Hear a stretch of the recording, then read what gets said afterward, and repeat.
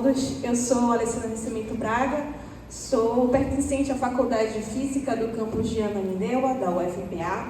Vou falar sobre a velocidade de Fermi e bandgap em um sistema bidimensional próximo a uma placa condutora a temperatura finita. Esse trabalho foi feito em colaboração com os professores Jefferson Silva, da UFPA, Wagner Pires, do FOPA, Danilo Alves e Ivan Sérgio Alves, da UFPA. A minha apresentação vai seguir o seguinte roteiro: uma pequena introdução, vou falar brevemente sobre a filha de grafeno, próxima à placa condutora, depois a inclusão do efeito de temperatura, no caso do grafeno, também materiais bidimensionais, tipo grafeno, considerações finais e agradecimentos. Pois bem, eu inicio a minha apresentação com a seguinte questão: por que os efeitos de interação entre elétrons em materiais como grafeno, como por exemplo o silicênio e TMDs, são importantes? Primeiro que desde que a velocidade de Fermi ela é renormalizada devido a essas interações e ela está intimamente conectada com as propriedades de transporte, como por exemplo no caso do grafeno, a condutividade ótica e a acoplamento crítico. No caso do grafeno isolado,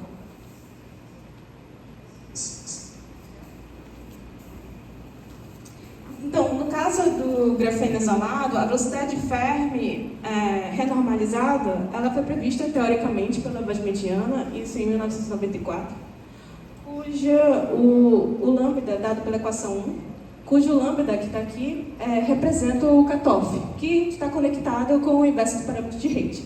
E foi previsto experimentalmente pelo André Geiger em 2011. E aí a gente se questionou, e o que acontece com essas interações se agora eu aproximar uma placa condutora a uma certa distância z0? E aí a gente mostrou que a velocidade de Fermi ela é renormalizada nesse material, no caso do grafeno, ela é inibida devido à presença dessa placa condutora, e isso gerou um trabalho publicado no Nuclear Physics B em 2017. O nosso ponto de partida foi usando a pseudoeletrodinâmica quântica do professor Marino, dado pela equação 2. Essa teoria é a que melhor descreve, até onde sabemos, é a que melhor descreve as propriedades de material, no caso grafeno e tipo grafeno. Bem, inclusive, ressalto esse trabalho aqui, publicado por alguns membros do nosso grupo, na Entropy, que fala sobre a pseudoeletrodinâmica quântica, 30 anos da redução da QED. Bem, e agora, se eu incluir os efeitos de temperatura nesse sistema, o que aconteceria com a velocidade de Fermi renormalizada? E não só isso, como também a massa renormalizada. Aqui na área de matéria condensada é o gap. Para a gente é renormalização da massa. E aí, estendendo dois trabalhos, o nosso, como eu havia mencionado para vocês, esse publicado no Nuclear Physics B, e estendendo também um trabalho feito por Bezerra e alguns colaboradores deste trabalho, que foi no caso de entender as propriedades do material suspenso, né, tipo grafeno e também grafeno, no caso da temperatura finita, ou seja, só o efeito de temperatura. Pois bem, qual é a chave da questão? É o seguinte: se você calcular o potencial de interação desses elétrons nesse material via o método das imagens, logicamente considerando as aproximações estáticas, você consegue encontrar o propagador modificado devido à presença dessa placa condutora. E isso que nós fizemos. Então, via método das imagens, a gente calculou esse potencial de interação, dado pela equação 3, e fazendo a aproximação estática, o propagador do fóton modificado pode ser escrito como a transformada inversa de Fourier, dado pela equação 4. E aí, fazendo o procedimento de conta, a equação 5 é o propagador modificado devido à presença da placa condutora. E onde ela mora? Ela mora no segundo termo, que está dado em vermelho aqui, onde o Z0 é a distância da placa até o material. Então, se eu tomo um Z0 muito grande, ou seja, o Z0 tendendo no infinito, eu recupero o propagador livre. Bem, e para calcular a velocidade de Fermi renormalizada, bem como a massa renormalizada, que é o gap, a gente tem que usar a alta energia de um loop, representado pela figura, cujo propagador de Fermi é dado pela equação 6, aonde o m é a massa aberta. Se a massa for igual a zero, a gente está diante de um material grafeno. Se a massa for diferente de zero, a gente está diante de um material tipo grafeno. Pois bem, para o caso estático, ou seja, para baixas velocidades, e considerando esse vértice de interação, a alta energia usando as regras de Feynman é dado pela equação 7. Bem, e aí como a gente inclui os efeitos de temperatura nesse caso? A gente vai considerar o formalismo de Bhatt-Subara, dado pela equação 8, onde a integral em K0 é transformada num somatório. Fazendo isso e também algumas operações, a gente tem a alta energia dada pela equação 10, e essa alta energia ela tem um problema no limite ultravioleta. E para a gente dar o bypass nisso, a gente usa um cutoff, e para tentar regularizar. Então, além do cutoff e também escrevendo em coordenadas polares, a gente tem a alta energia dada pela equação 11, cujo primeiro termo desta equação representa exatamente a renormalização da velocidade de Fermi, e o segundo termo, a renormalização da massa. Bem, então, sabendo a alta energia e o propagador completo do elétron dado pela equação 11, a gente finalmente tem como encontrar a velocidade de Fermi renormalizada, ou seja, os nossos resultados, a velocidade de Fermi renormalizada dada pela equação 15 e a massa renormalizada dada pela equação 16. E aí a gente representou, fazendo alguns gráficos, dos nossos resultados, e aí considerando também, como eu falei para vocês, no limite ultravioleta, é comum o cutoff ele ser da ordem do inverso do parâmetro de rede. Então a gente fez também algumas considerações em relação à unidade para a gente poder gerar esses gráficos. Então nota que o Z0, que está aqui no gráfico, ele é da ordem do inverso do parâmetro de rede. Então o primeiro gráfico representa exatamente os resultados da literatura que nós recuperamos para diferentes valores de temperatura.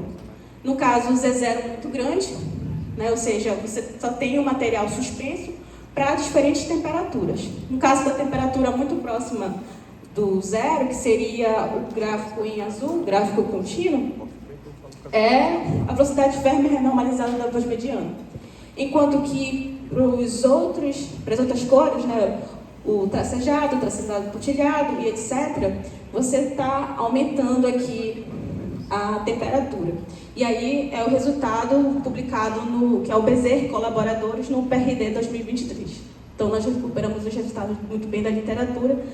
E agora você vai para os outros gráficos, que é esse aqui, esse e esse, representa a situação em que você agora liga a presença da placa, ou seja, você aproxima a placa desse seu material bidimensional. Então, você fazendo isso, nota que você tem um efeito de amplificação da inibição da velocidade de Fermi, agora levando em consideração os dois efeitos, os efeitos simultaneamente da temperatura e também da presença da placa condutora. O mesmo vai ocorrer para a renormalização da massa.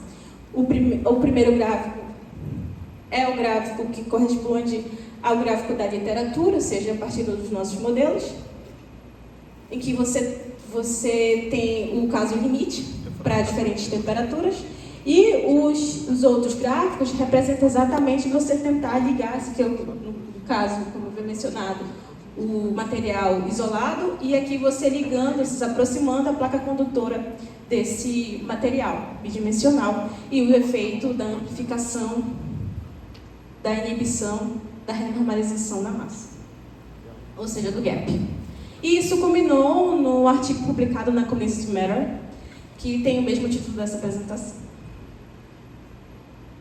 Bem, então, como considerações finais, nós estudamos os efeitos, né, das propriedades de transporte, agora levando em consideração tanto a temperatura como a presença da placa condutora. A gente verificou que amplificou a inibição da velocidade de ferro e do gap, né, levando em consideração a influência desses dois efeitos, e os nossos resultados recuperam os resultados da literatura.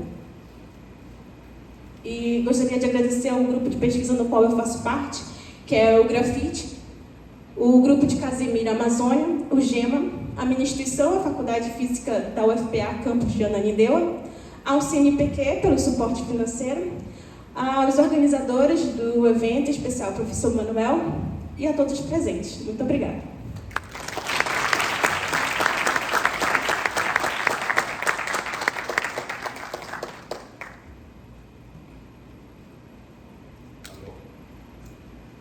Temos tempo para algumas perguntas.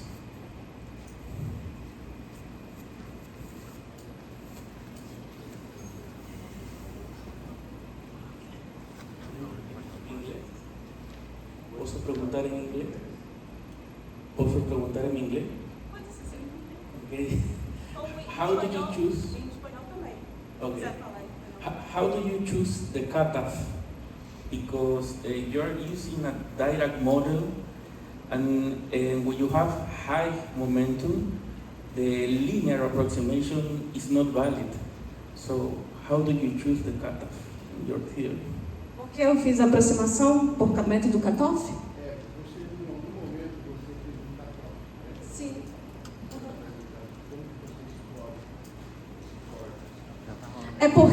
Por que do cutoff? Porque, como eu falei, a gente tem que fazer um mapeamento nesses materiais. E como eu sei, por causa que esse cutoff ele tem que ter a dimensão do inverso do parâmetro de rede, da rede do material bidimensional. Então, por esse motivo, a gente usou esse método de regularização, porque ele fica melhor para descrever. Se fosse outro, por exemplo, aí eu não teria essa aproximação com essa parte experimental. Então, por esse motivo, foi feita a escolha dessa renormalização. Por exemplo, eu poderia fazer uma renormalização adimensional, por exemplo, mas aí eu não conseguiria fazer o mapeamento. In that case, you will have band-bending corrections, higher corrections to the Konya.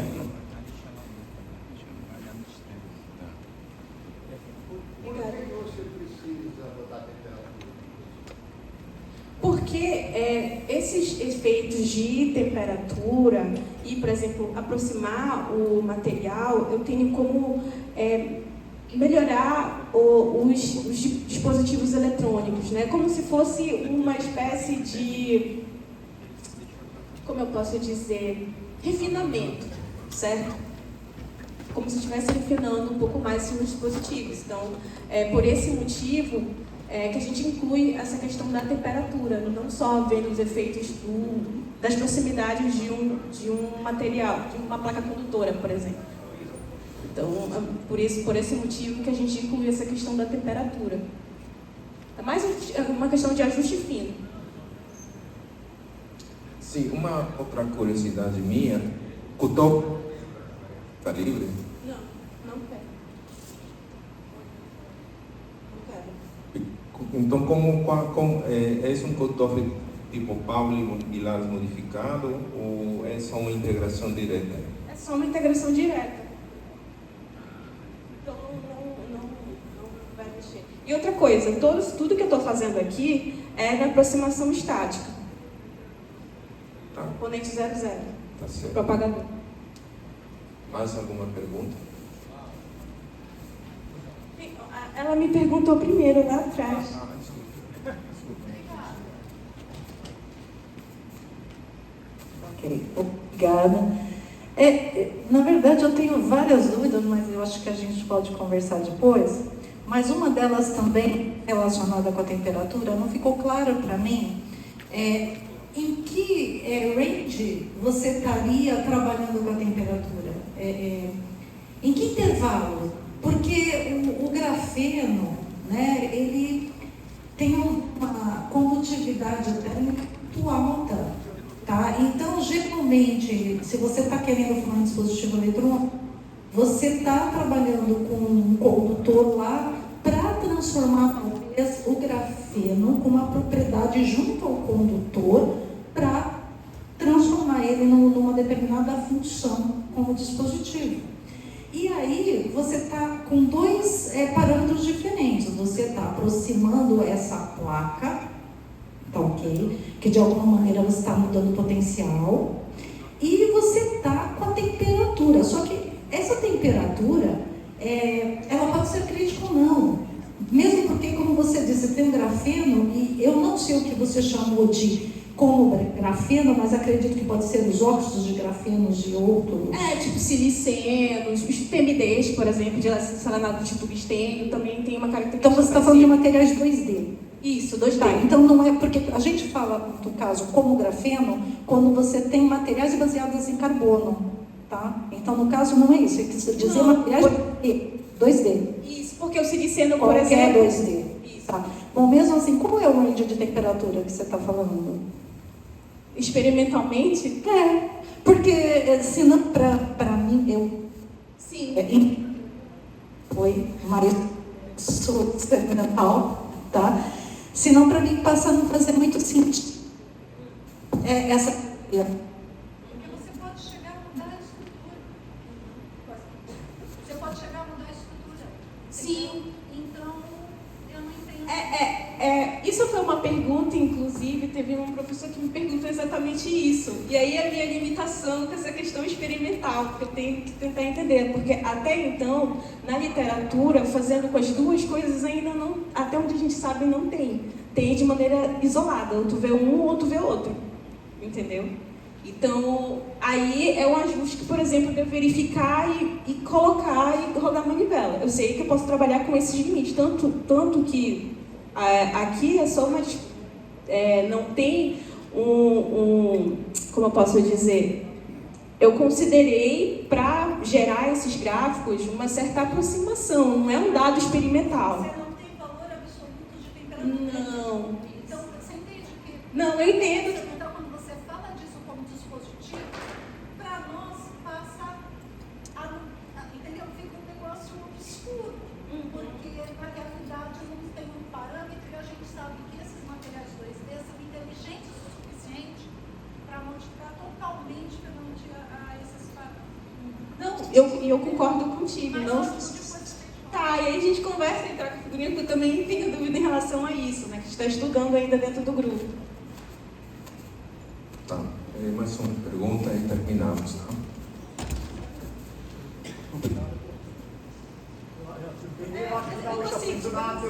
Está Está oscilando. Vamos fazer sim. Posso falar algo? Né? Então, eu acho que a minha pergunta está conectada à pergunta da professora. Exatamente. Né?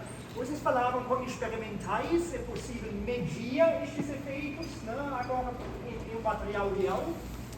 Olha, até onde eu sei, pelo que o professor Van conversou com a professora Cristiane, lá de Utrecht, é possível. Mas ainda não se tem, mas é possível fazer isso. Agora, como fazer, aí é a minha limitação. Tudo bem. Não é claro. Ainda não, a gente não entrou nesse viés. Eu lembro que a gente não colocou efeito de temperatura em nem esse trabalho, mas algo muito parecido que a gente fez para simular é colocar esses materiais dentro de um substrato. E aí eu lembro, a gente calculou isso via esse modelo, não colocando efeito de temperatura, mas eu lembro que um dos referis, esse trabalho foi publicado no PRD em 2023, e eu lembro que um dos referis fez exatamente essa pergunta, que era para a gente pegar e colocar com dados experimentais para justamente tentar simular. E foi a pergunta do referi. Eu lembro que a gente foi atrás e a gente pegou os dados e colocou e deu certo. E exatamente apareceu o efeito, inclusive, né? A gente tentou fitar e nossa teoria fitou muito bem o resultado teórico com o resultado experimental. Tem resultados experimentais? No caso desse específico, que você coloca o material dentro de um substrato, sim, via a nossa teoria. Está no final, nosso artigo, publicado no PRD 2023. Tudo bem. Obrigado. Então vamos agradecer à professora uma vez mais.